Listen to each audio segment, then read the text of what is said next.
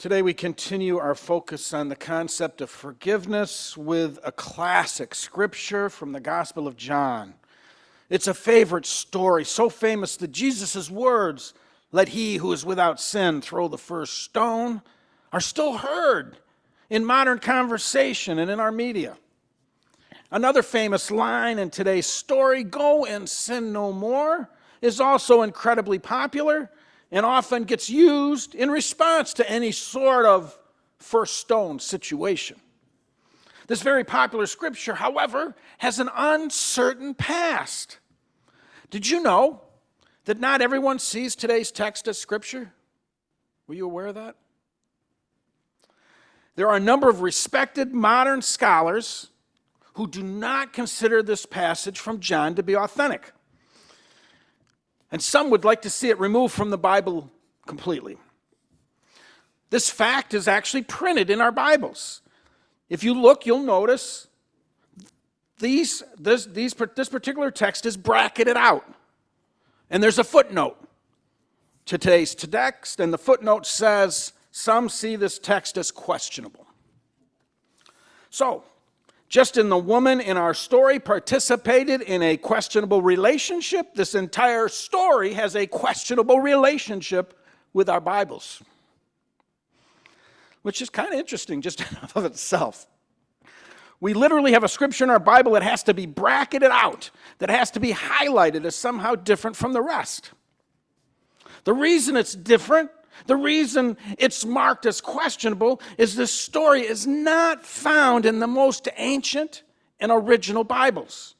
The most ancient manuscripts that have been found so far, the ones that are believed to be the most original, the most accurate, don't have this story.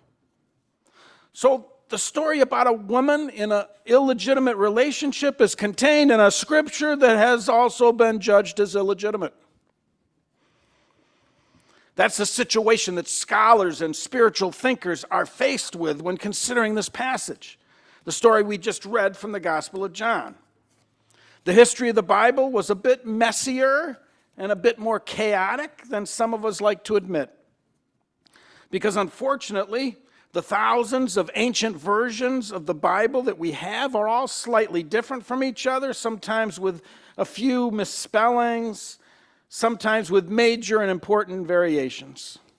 And amazingly, this well-known and well-loved story about casting the first stone is not in any of the earliest and most important copies we have of the Gospel of John.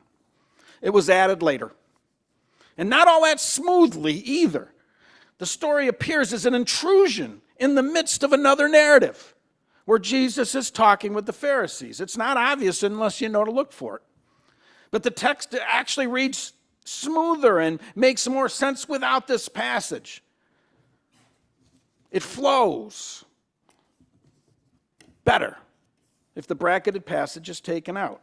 So to many scholars, it seems very unlikely that this text was part of the original Gospel of John.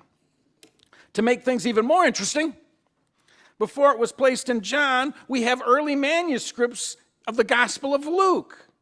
Not the earliest ones, but pretty early, that have this story stuck in the middle of Luke in some strange places. So all this action took place in the first 500 years of the church. So maybe this story was told verbally in some churches and then was added later to the book of Luke and then were placed in John. But after the first 500 years, we find this story consistently placed in the Gospel of John, where it remains to this day.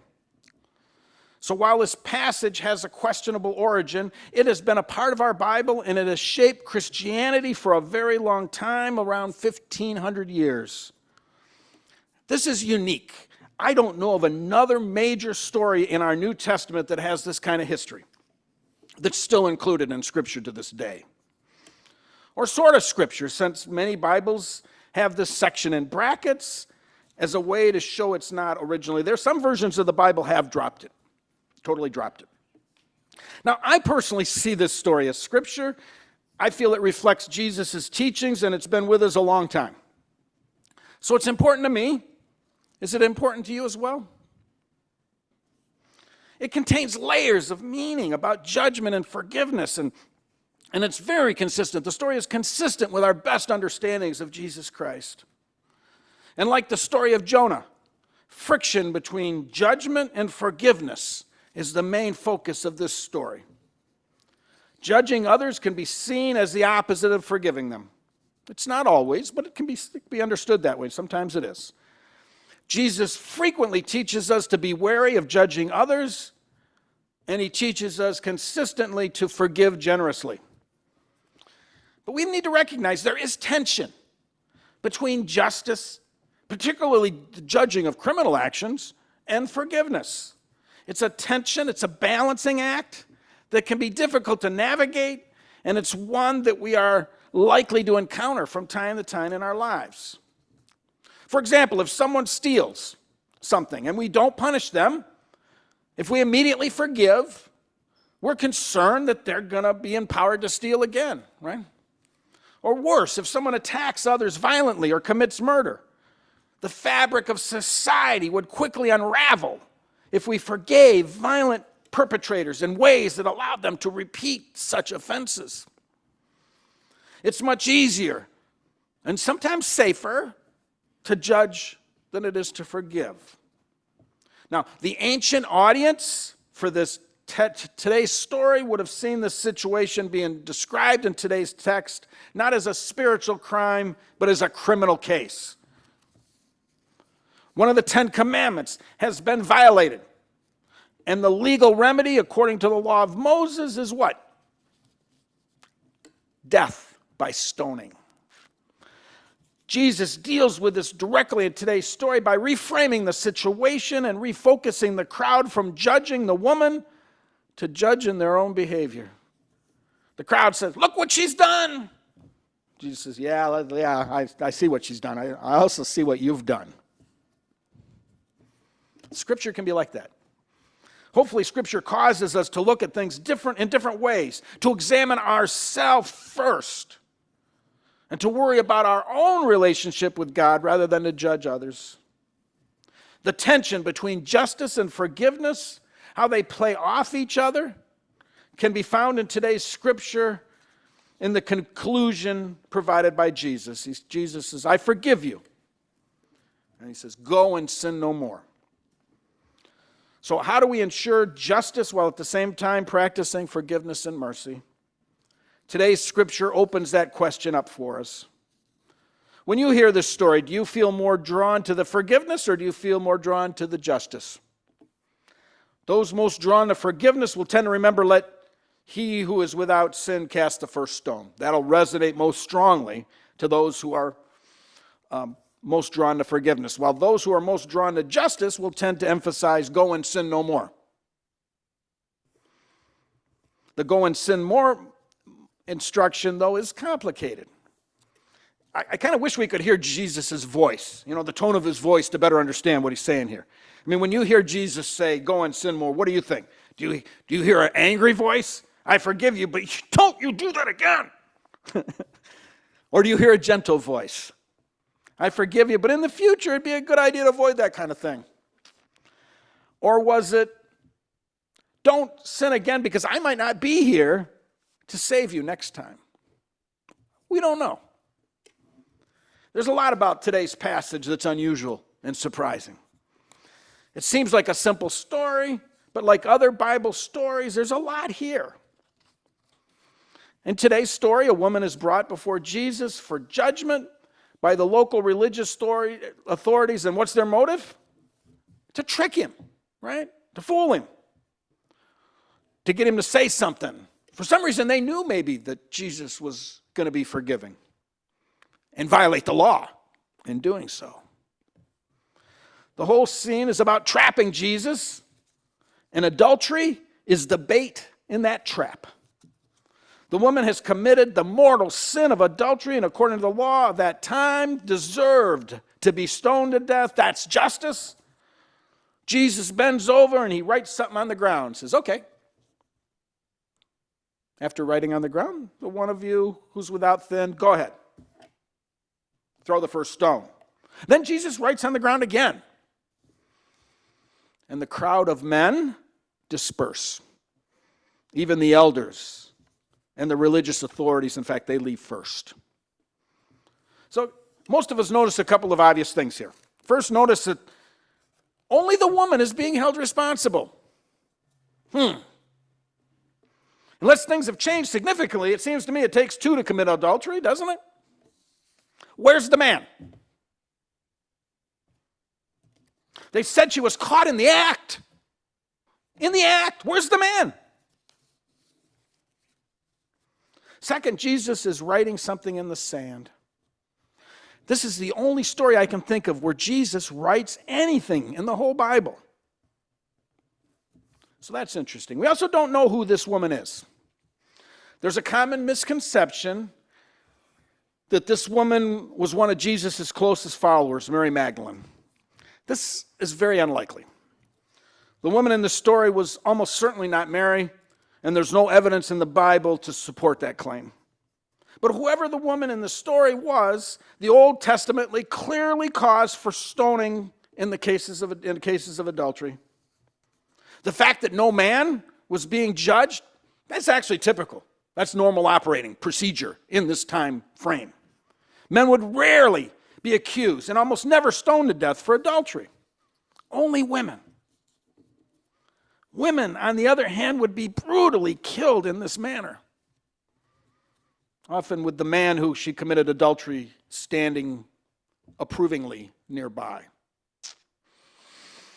But Jesus sees all this. In his wisdom, he finds a path for this woman to forgiveness rather than death. Instead of arguing over the law with the men, he just says, any of you who are better, you start. Any of you who are sinless, pick up the first stone. And in response to that simple statement, a call to introspection, they kind of shuffle off. Got to get going. Something's in the oven. Got to go.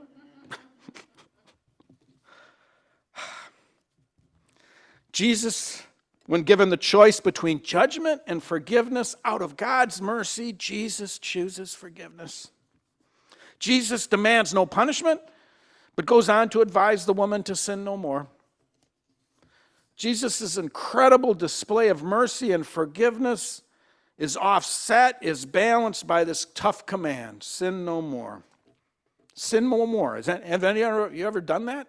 I mean, is it even possible for humans to completely avoid sin? There's other places in the Bible that indicate that maybe that's not fully realistic. But even more importantly, sometimes we are taught that we have to stop sinning before we can be forgiven. Yet notice that Jesus forgives first. Then he says to stop sinning. But there is legitimate tension between these two concepts in our lives. Tension that we need to honor. Both our need to forgive and our need for justice. That we need to honor and balance. What if she did sin again? Would forgiveness be appropriate then? This tension or this need to balance between justice and mercy is still very much in play in our lives today. One of the reasons that we can have trouble forgiving others is because of our commitment to justice. We need to recognize that. You ever feel like you didn't want to forgive somebody? Was justice part of the reason? It usually is. We don't want to forgive because the abuser's not repented and has not been rightly punished yet. And frankly, as I talked about last, if we're in danger of more abuse, this actually makes sense. We don't want to forgive somebody if that opens the door to more abuse in the future. However, if the danger of abuse is minimal, but justice has not been served, then what? In criminal situations, it's not up to us to serve justice. Usually that's the job of the police and the courts. We can forgive somebody without dropping charges, particularly when the offender is a danger to others. But once we're safe from an offender, forgiveness releases us to move on with our lives. If we fail to forgive at that point, we do so at our own expense. In the story, the woman was not she was not a danger to anyone, but rather she was a victim of a man and the sexual practices of her time. And this group of men in this story arrive feeling fully empowered under their law to judge this woman. Jesus disempowers them, highlighting the fact that these men are no better than the woman. And we don't know what Jesus wrote on the ground.